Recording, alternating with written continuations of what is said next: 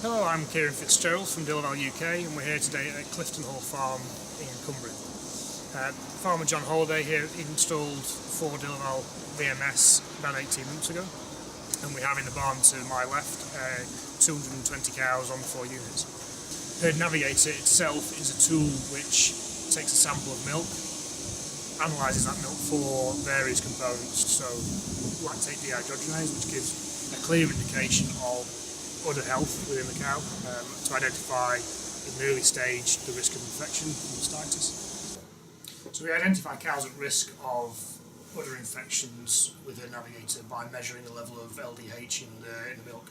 So with this cow we can see there are 2 independent periods where she's exposed to a risk of udder infection. Early intervention by increasing milking frequency or the use of Uddermint can we find reduce the risk of that case turning into a clinical case of mastitis. It's important to visually inspect the cow, and only really when you see clinical symptoms of mastitis would we recommend the use of antibiotics. We also measure beta-hydroxybutyrate, so BHB is indicative of the risk for ketosis of an animal. In fact, it's the diagnostic tool for ketosis clinically and subclinically. So we see here a cow who in early lactation has a high level of BHB, beta-hydroxybutyrate, so we know that the cow is ketotic.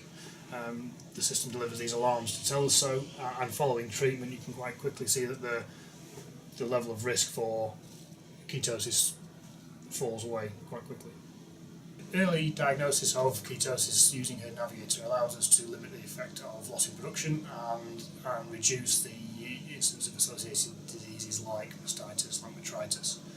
We also see benefits for reproduction because we limit the effect of delayed conception as a result of a case of ketosis, and that in turn can help to control the number of open days at herd level.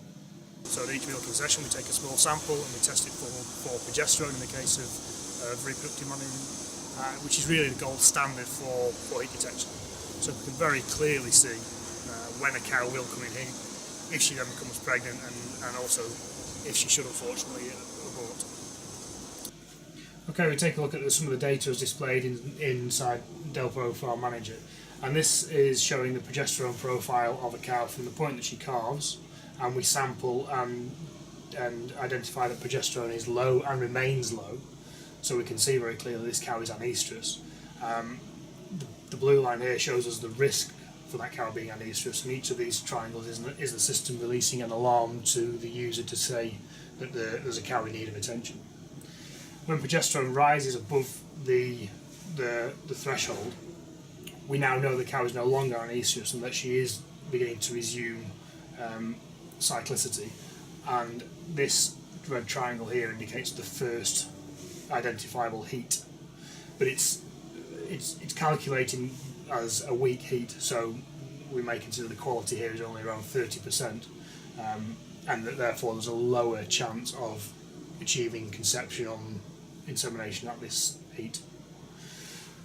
Later on we see another heat event, and this time the level of progesterone is much higher and the drop is much quicker, so we consider there and calculate there a much higher quality of heat, so we can consider that there's a greater chance of a successful insemination on this heat event.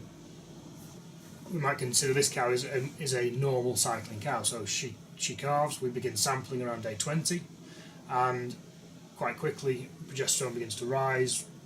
We know therefore the cow is cycling, and she has a good heat around 40 days in milk.